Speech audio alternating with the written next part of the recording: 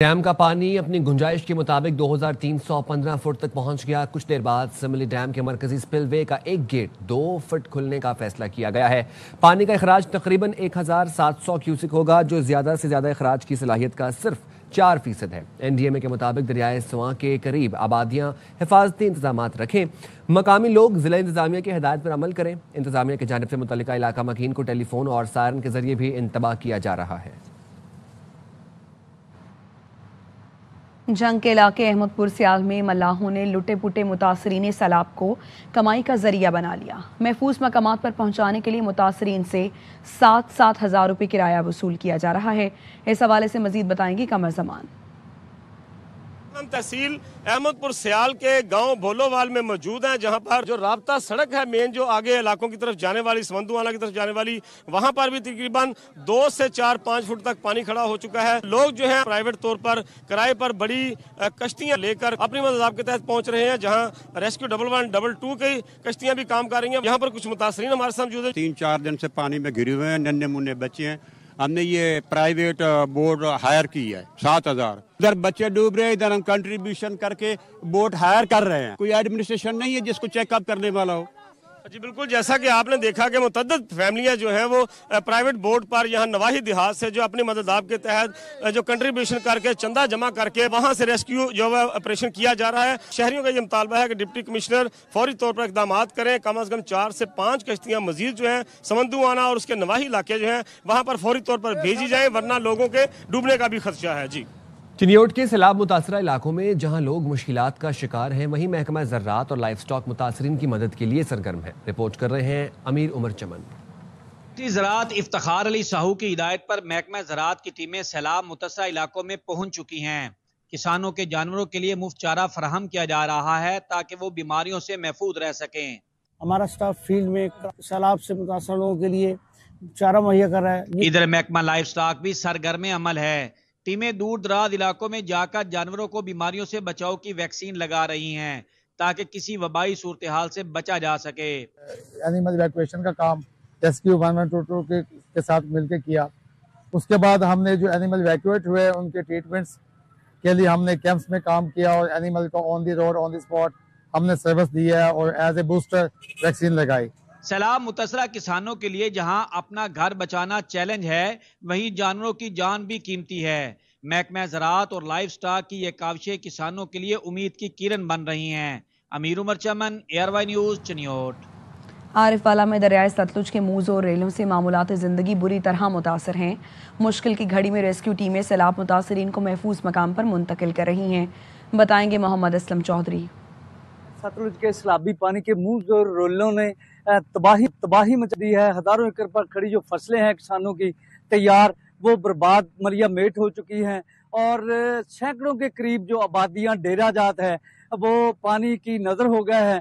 اس موقع پر جو علاقہ مکین ہے ان کی طرف سے نقل مکانی کی جا رہی ہے۔ انتظامیہ کی جانب سے علاقہ مکینوں کے لیے نہ صرف جو دریائی بیلٹ پر لوگ تھے ان کے لیے فلڈ ریلیف کیمپ کیے گئے ہیں، ان کے لیے خیمہ بستیاں بنائی گئی ہیں، کھانا دیا جا رہا ہے، ان کے مویشیوں کے لیے چارہ مہیا کیا جا رہا ہے۔ تو ریسکیو 1122 کے جو اہلکار ہیں، جو ٹیمیں ہیں، متاثرین ان کے مال مویشی ہیں، ان کا مال اسباب کو محفوظ مقامات پر منتقل کر رہے ہیں۔ لاہور میں دریائے راوی کے سیلاب سے بے گھر ہونے والے متاثرین کے لیے مختلف فلاحی تنظیموں نے فلڈ ریلیف کیمپ قائم کر دیے ہیں، جہاں متاثرین کو کھانے کے ساتھ ساتھ ضروریات زندگی کی دیگر اشیاء بھی فراہم کی جا رہی ہیں۔ تفصیلات جانیں گے الماس خان سے۔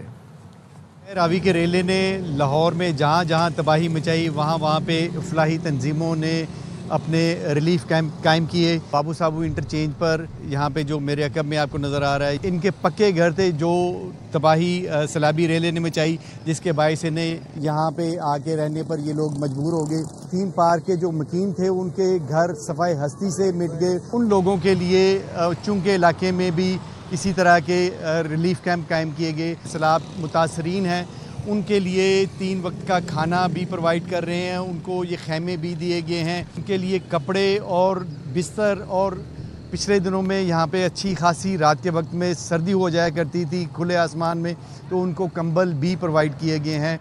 دریائے ستلج، چناب اور راوی کے ریلے ہیڈ پنجنت کی جانب تیزی سے بڑھ رہے ہیں، جس سے وہاں پر سیلابی صورتحال ہے۔ اپ سٹریم اور ڈاؤن سٹریم کی کیا صورتحال ہے، یہ بتائیں گے عدنان ظہور۔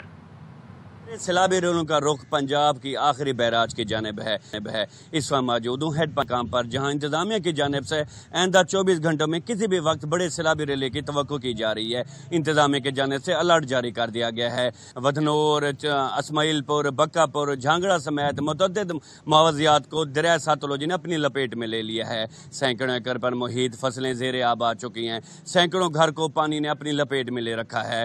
بات کی جائے ڈاؤن سٹیپ کی، تو جس میں بیٹ احمد، بیٹ بختیاری، رسول پور، کچی شکرانی سمیت متعدد محافظات جزوی طور پر پانی کی لپیٹ میں ہیں۔ انتظامیہ کی جانب سے 8 ریلیف کیمپ بھی قائم کر دیے گئے ہیں، جس میں 3 ٹائم کھانا اور جانوروں کے لیے چارہ بھی مہیا کیا جا رہا ہے۔ سرگودھا میں سیلاب سے کسانوں کو شدید نقصان پہنچا ہے۔ تیار فصلیں تباہ اور گھر متاثر ہوئے ہیں۔ ہمارے نمائندے عبدالحنان چودھری اس وقت کسانوں کے ساتھ موجود ہیں، تفصیلات جانتے ہیں۔ میں بھی دریائے چناب نے کوٹ مومن تحصیل کے متعدد دیہات میں تباہی مچائی ہے۔ وہاں کے لوگ بہت متاثر ہوئے ہیں، ذمہ دار متاثر ہوئے ہیں۔ اس وقت وہاں کے ذمہ دار ہمارے ساتھ موجود ہیں، شہری موجود ہیں، ان سے بات کرتے ہیں۔ ذمہ داروں کے 16,000 سے 20,000 ایکڑ جو ہے وہ فصلیں جو ہیں وہ نقصان ہوئی ہیں۔ 70% جو ہماری دھان کی فصل ہے وہ نقصان ہوا ہے، کماد کا بڑا نقصان ہوا ہے، تل کا نقصان ہوا ہے۔ تو حکومت پاکستان سے میری ریکویسٹ ہے کہ اس کا جو سروے ہے وہ اس لیول پہ کروایا جائے کہ نقصان جو ہے اس کا ازالہ کیا جائے۔ ان کا کہنا یہ ہے کہ تقریباً 16,000 سے 20,000 ایکڑ تک رقبہ جو ہے اس سیلاب نے متاثر کیا ہے۔ اس کا غیر جانبدارانہ اور منصفانہ سروے کروایا جائے تاکہ جو ہے یہاں کے لوگوں کا جو چھوٹے ذمہ دار ہیں ان کا جو نقصان ہوا اس کا ازالہ ہو سکے۔ جی، احمد پور سیال میں S H O Ghulam Mohi الدین نے سیلاب متاثرین پر ڈنڈوں سے تشدد کیا۔ ایس ایچ او نے اہلکاروں کو متاثرین کو زبردستی بھگانے کا حکم دیا۔ تشدد کا شکار متاثرین سراپا احتجاج ہیں۔ آئی جی پنجاب سے نوٹس لینے کا مطالبہ کر دیا۔ کہا گاؤں میں سیلاب مار رہا ہے، باہر پولیس مار رہی ہے، اہل خانہ پانی میں پھنسے ہوئے ہیں۔ احمد پور سیال میں S H O Ghulam Mohi الدین نے سیلاب متاثرین پر ڈنڈوں سے تشدد کیا ہے۔